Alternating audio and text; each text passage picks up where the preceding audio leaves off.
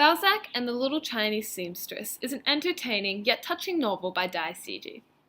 Events from this story are inspired from the own author's experiences during the Cultural Revolution and is one of the only novels to have directly addressed the issues of this time period. What was the Cultural Revolution, you may ask? Well, it was a time when the most powerful man in China, Mao Zedong, tried ridding China of any non-communist or traditional Chinese influence. People were sent to re-education camps and peasant farming villages where they were meant to forget any bourgeois culture.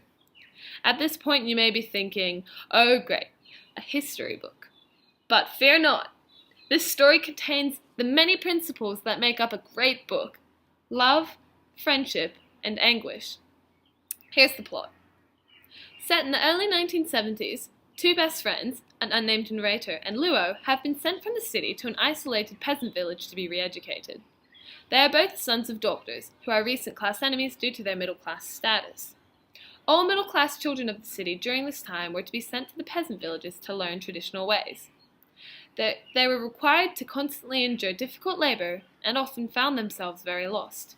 However, both boys do find their ways in the village and become very popular through entertaining the villagers with Luo's storytelling skills and the narrator's ability to play the violin. Later on, the boys discover their acquaintance Four Eyes' forbidden box of Chinese translated novels. After helping Four Eyes with his back-breaking labor, Four Eyes gives them his copy of Honoré de Balzac's short novel, Ursula Mirouette. Later on, they riskily steal the whole box of books. These two characters also befriend the tailor of the village's daughter, a seamstress. Luo almost immediately finds an attraction to her, and their relationship intensely develops throughout the novel. They show her the books. Luo often reads to her, and she finds a deep attachment and yearns for more city knowledge. She slowly starts changing the way she acts and dresses to suit more urban styles inspired from books.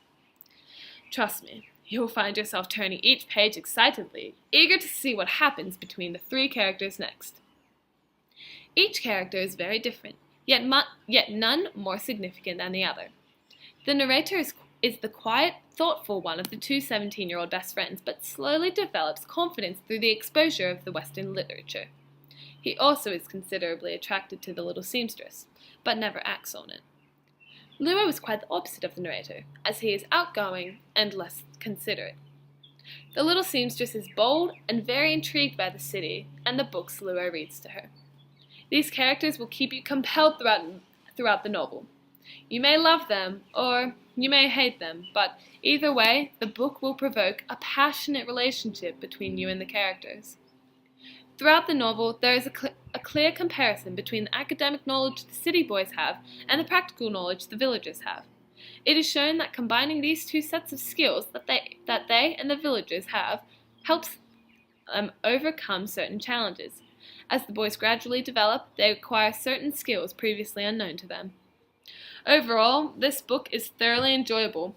It takes you on a journey through what it was like to be re-educated during the Cultural Revolution with Luo and the narrator.